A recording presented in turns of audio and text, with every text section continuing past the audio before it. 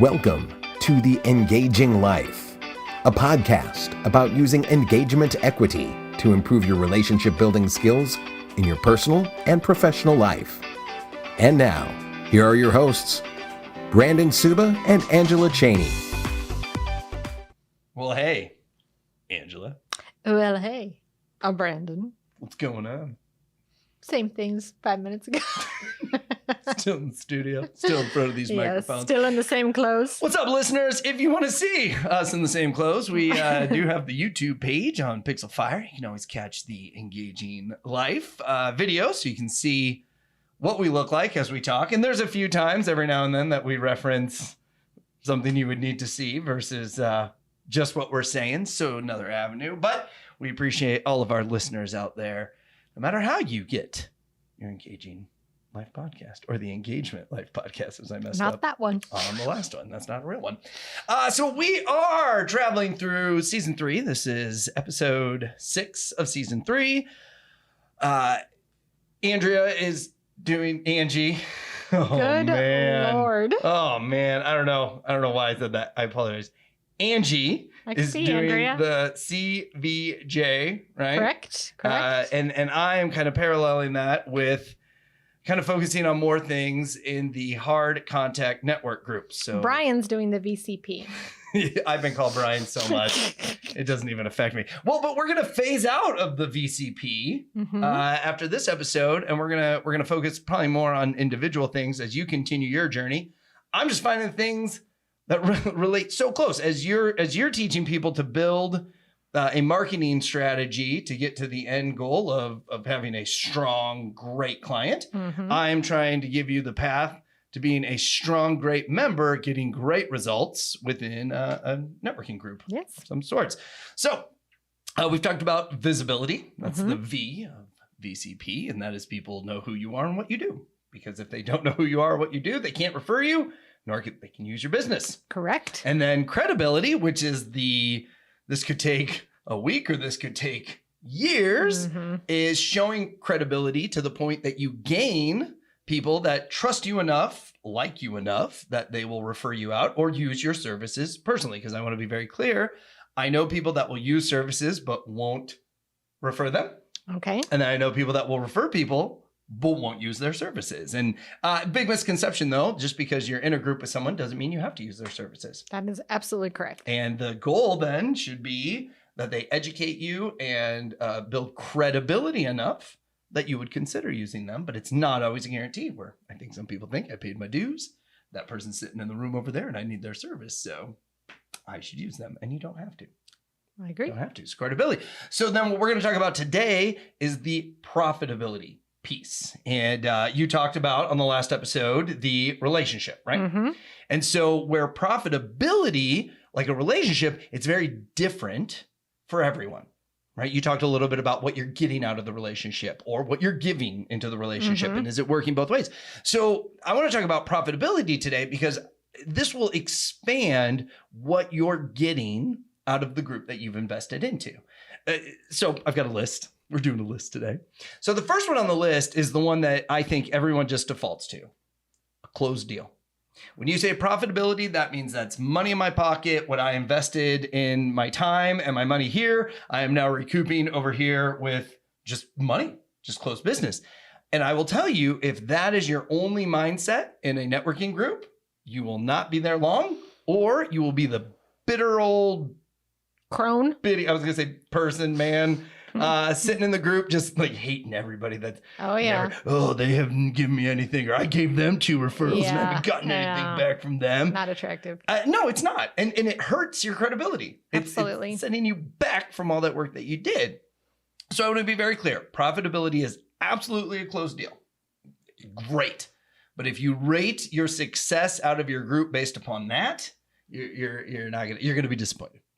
Even if you get a bunch of referrals and a bunch of closed business, if that's how shallow that relationship is, it's just not going to pay off. So let's look at some other cool things that I've seen. And what's neat is this list, because see, I put like little professions next to it. Yeah. Because these are professions that I've had people say, this is what I get out of this group. And honestly, it opened up my eyes quite a bit, because I was very much well, I put money in, I should get money out, right? Right. Okay.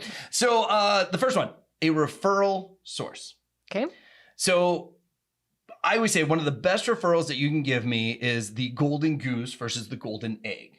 Mhm. Generally, we always ask for the golden egg. Today, I want to meet somebody that's looking for a new garage because I sell garage doors and I can be at their house today because my day's open.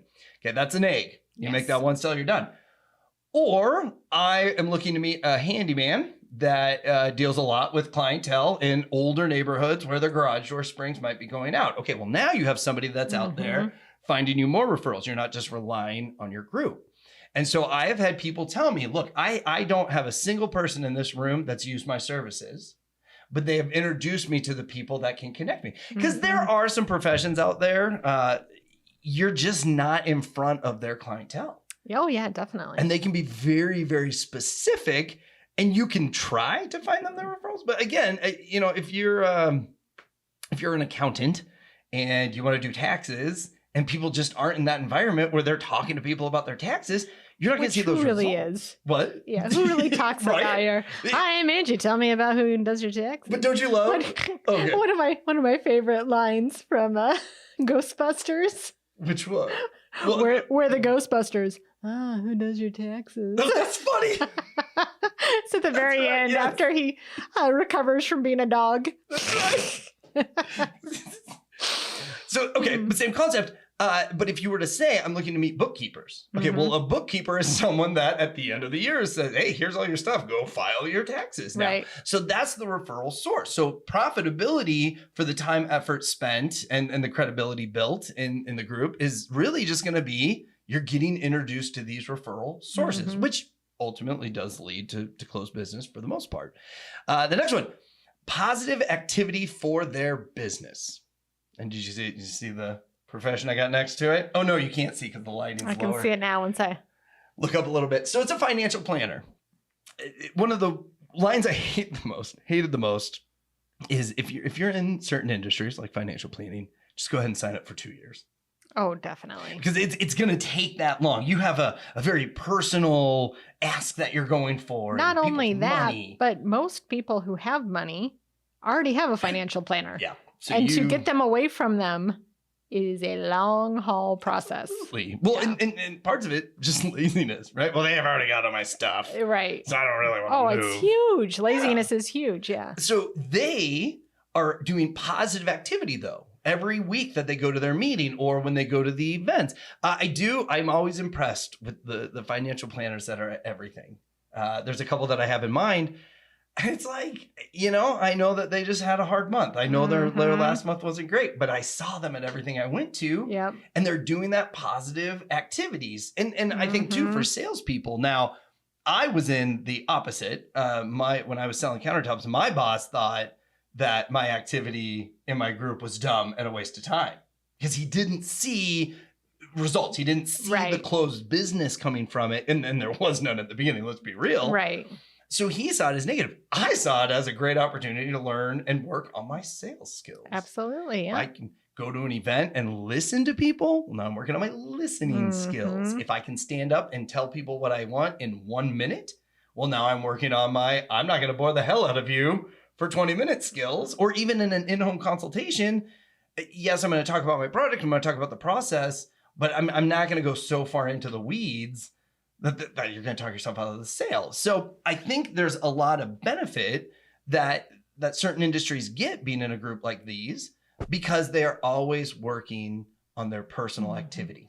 And it's also, a large part of it is just going back to the being visible. Correct. Because, when you get into those big industries, the roofing, the financial planning, the things where one sale could set you up for a year or more, a lot of it is timing. So, there are so many times it's like there might be 3 people in the group who would never even think of using your services or referring you out because they've got somebody and then something happens. A divorce happens, a storm happens. And most of the time, they're probably going to go for the person who's top of mind. Yep. Oh, to make the change. All the time. Yeah. All the time. Unless they've got, something else in the works. They might have had somebody they trusted or didn't need your services. But you never know when that's going to change. Right. And the more people you can stay in front of, the more the chances are that something's going to happen in their lives. Right. Right. And that's very And it'll usually come out of profitable. nowhere. It absolutely. It always Yeah. does. It's a concept of I'm there when you need me. Mm-hmm. Right. So, and I don't know if I could really like mark when I shifted my sales towards this concept, but I was never good at going hard on a sale anyways. Hey, give me a yes or no today. But eventually it turned more into, nope, I understand that you have someone. Here's what we have to offer. So if it's ever something that you would want to look at or consider. And I got a great example. I onboarded somebody at the bank and specifically said, there's 6 of us that own this business. We've been with this bank. We've got somebody specific there. We're good. I said, great. Just so you know, if you open that folder a little more, there's other things we do have to offer, but I completely understand. Well, this person's wife ended up having to step in as office manager. There were a few things that she heard complaints of, and we got the call back and we got the deal.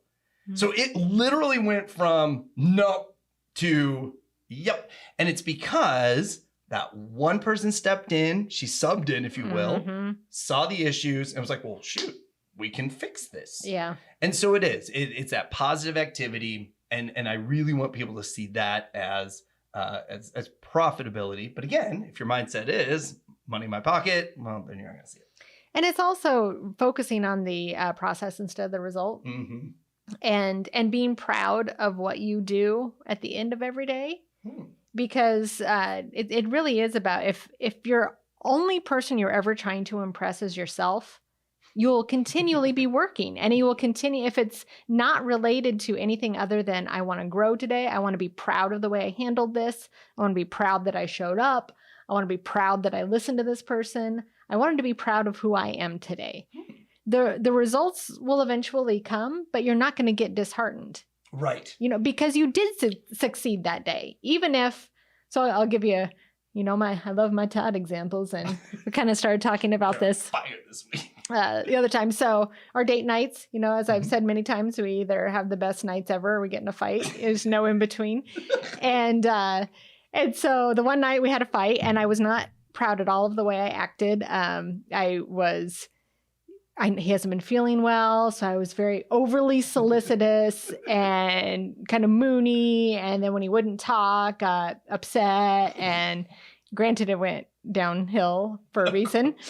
But at the end of the day, I was just like, I don't like the person I was tonight, and that's what hurt me more than anything. Okay, fast forward to the next. I learned from my mistakes from the last one, and we honestly got in a bigger fight. What? During this one, but it didn't affect me nearly as bad because I handled myself extremely well. Good job.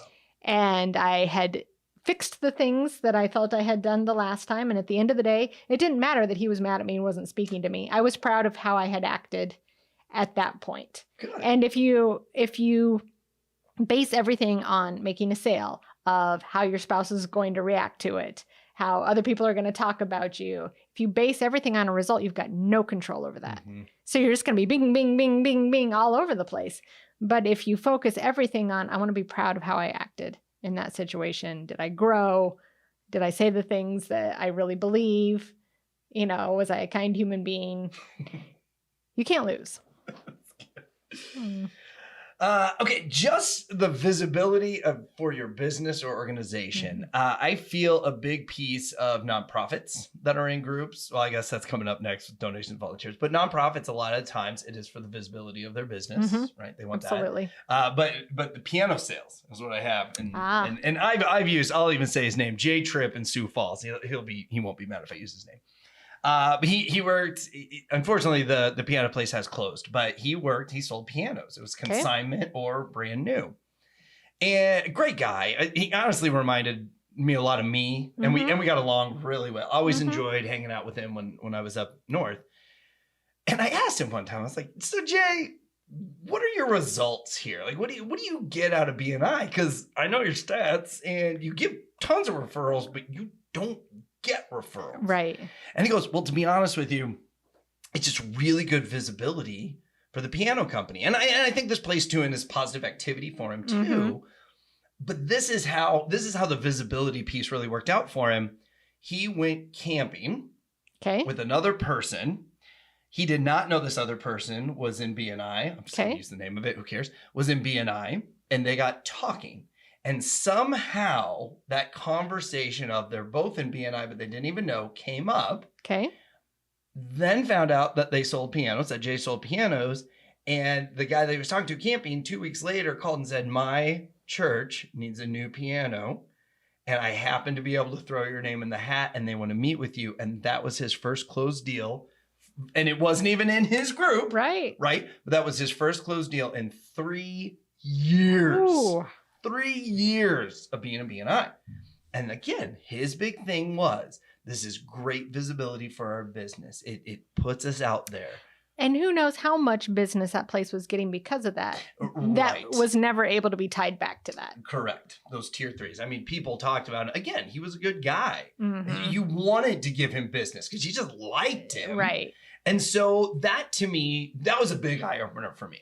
To have somebody happily get no business for 3 years, Mhm. but all that he got, and the relationships were important, and he made friendships and all that stuff. And of course, that's personal profitability in my eyes. But eventually that led to what everybody sees as the profitability of. It was money in his pocket. Yep. It was a closed deal. Yep. Okay, donations or volunteers.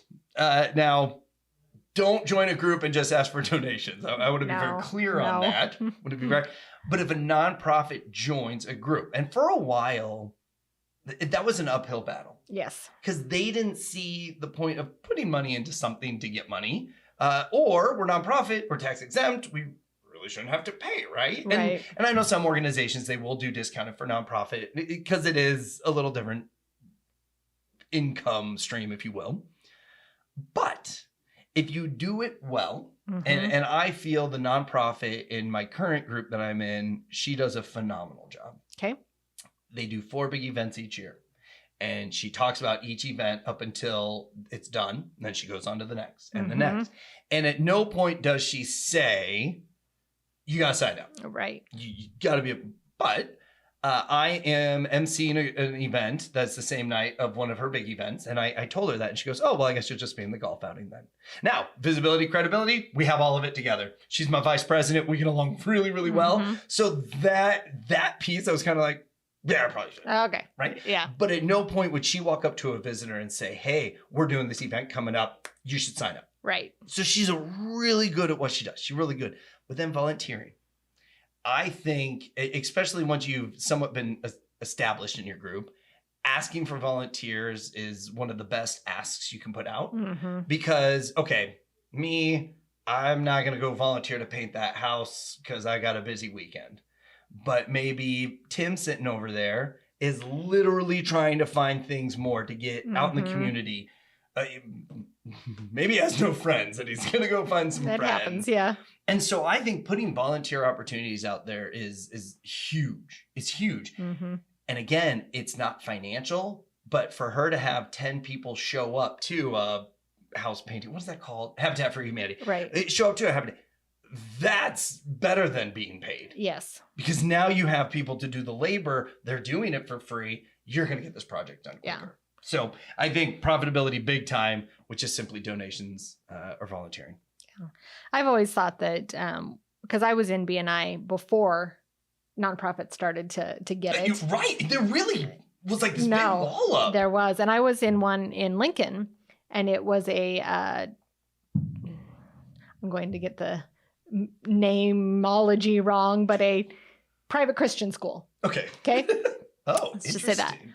And this was kind of, and everybody's just like, why is this guy in this group? Yeah. And he got more out of that group than any of us. Wow. You know, a couple new students, you know, people donated, people, and that's kind of when it started to get bigger. And it was like, but what you need is to have each group have one. Correct. And so that's kind of the group's pet nonprofit. Oh, You know, everybody's kind of involved. Everybody's has buy-in to it. So I totally see how they get a ton out of the group, but I like when the group discusses because there are some nonprofits I wouldn't be all that interested in helping because it doesn't line up with my values. Yes. Yep. And that I would say, that's great I probably won't get that involved because I'm involved here. But if you can at least get the majority to say, no, we're on board with this and yes, we'd help out. And I mean, that is just gold for that person joining the group. And it's good for the group too. It gets you things, you get to go contribute together. And, you know, it's great for social media. It's great for, you know, building group members. Yeah. It's great for building camaraderie. So, yeah. Well, I think, have you ever rang bells by the buckets? I've never actually done it. Okay. Well, I'll tell you what, if you don't sign up for the Christmas bells, like, well, I guess that's only when they do it, right? Yeah. If you don't sign up for the buckets by about late October, they're packed. They're done. They're done. Yeah. And it was an eye opener for us because I think it was November. Liz was like, we should do that as a family. And we couldn't find a place to do it. Yeah. So again, that nonprofit is going to have a lot more opportunity for you than just the big ones. And, Yeah. And what do they say? Everybody's so giving until January 3rd and then no one is giving anymore. Well, again, you're continuously contributing to good. Right. Which, I mean, that makes everybody feel good, right? Should. Let's see. An employee. I had to put this one on there because I've heard it a million times. Yep, we're looking for somebody. We need somebody for the front office. We need a paralegal. Yeah. We need this, right? So I think this is a good thing. I think it's a very valuable ask. I put insurance agent on my list because here's what happened. Business owner A sent his office person to sub. Okay. Business owner she got B a new job. Said, I'm looking for someone. And the office was like, I'd rather work for you, and moved and went.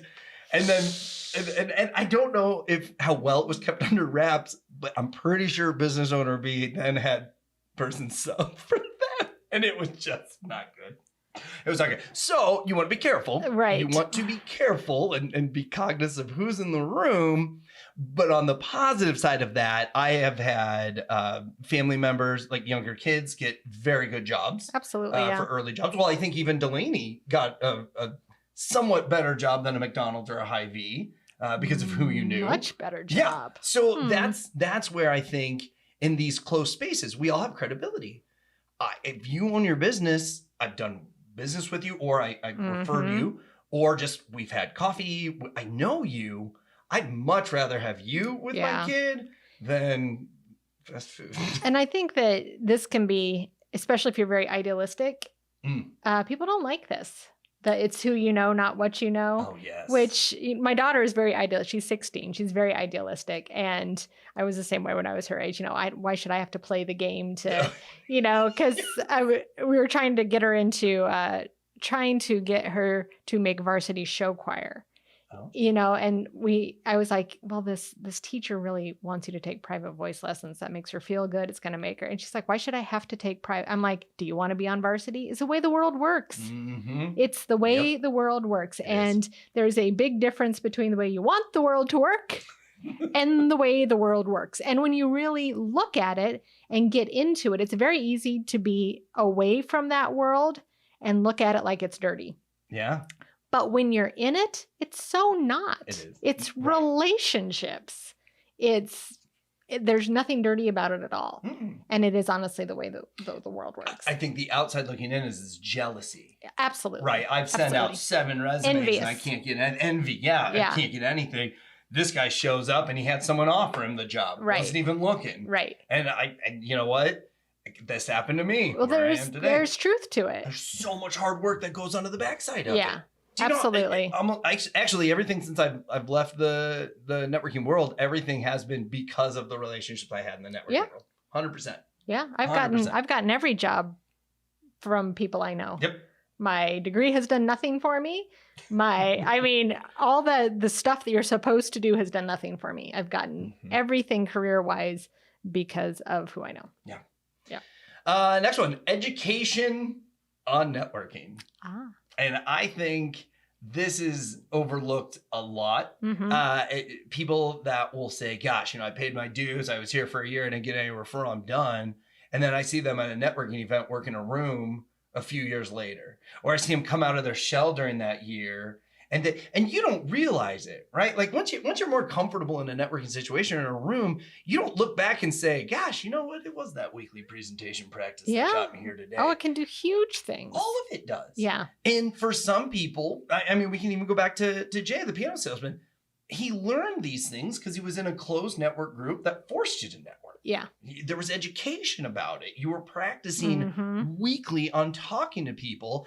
And for some people, that is huge profitability. Absolutely. And that will last the rest of your life. Absolutely. No matter what business you're in after you retire. I mean, knowing how to talk to people and how to present yourself to people and make connections with people.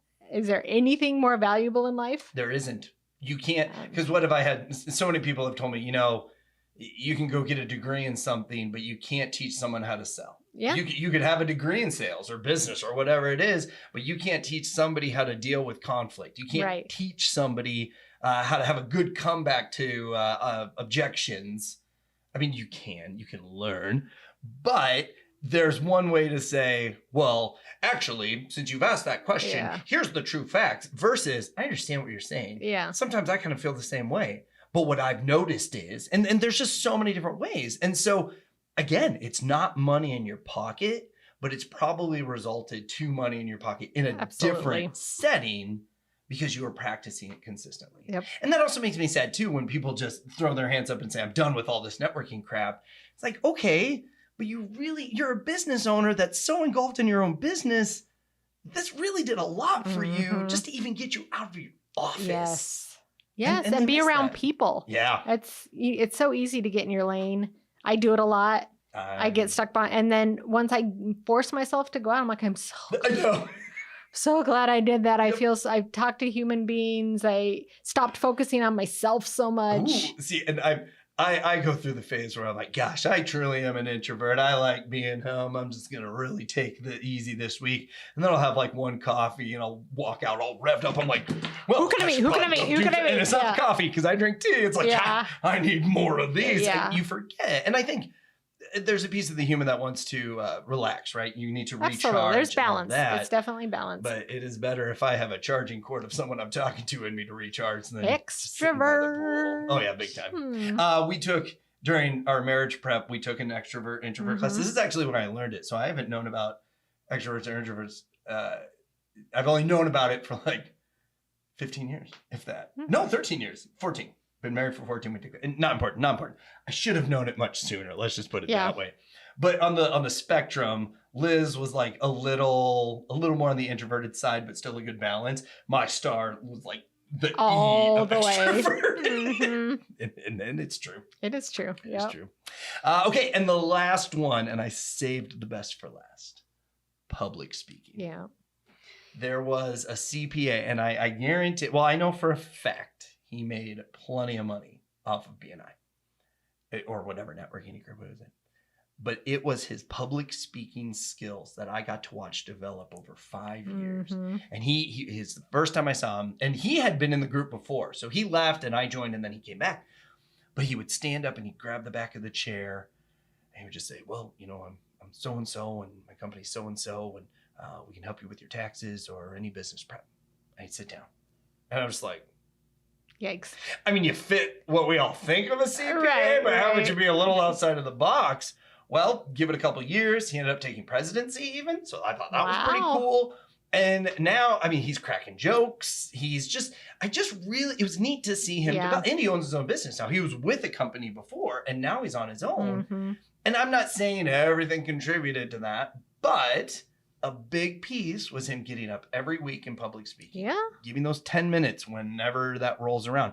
And as president, that's when I saw the most extroverted growth. Exposure therapy. Ooh, I like is that. What that is. When you're afraid of something, which he was obviously afraid of public speaking, one of the best ways to get through it is to keep making yourself do it. Yeah.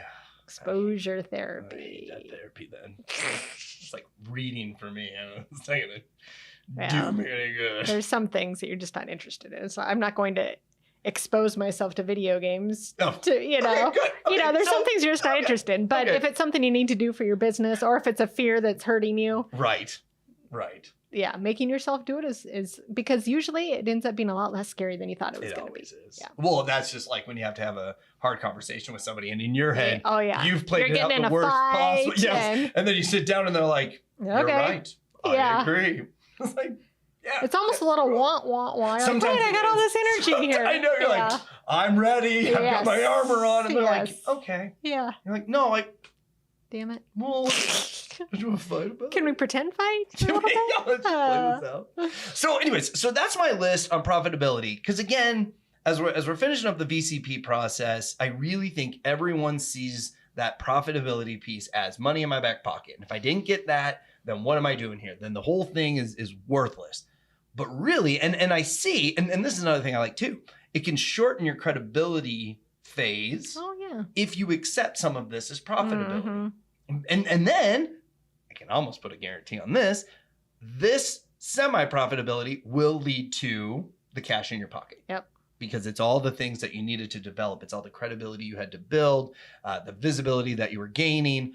All of those little pieces, just as your journey, get you to that end goal. Yes, absolutely. Got any .com on this one? I think you did really well. Thank you. Again, it's because of my opportunity of exposure and stories that I could make a list like this.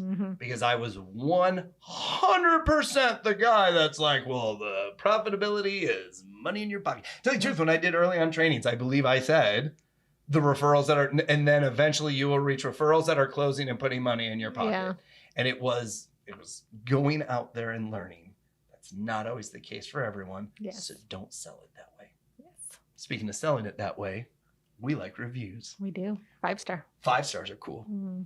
We like comments. We do. Still looking for a new name for the journey. For the CVJ, we'd love to hear some Pixel Fire-esque names.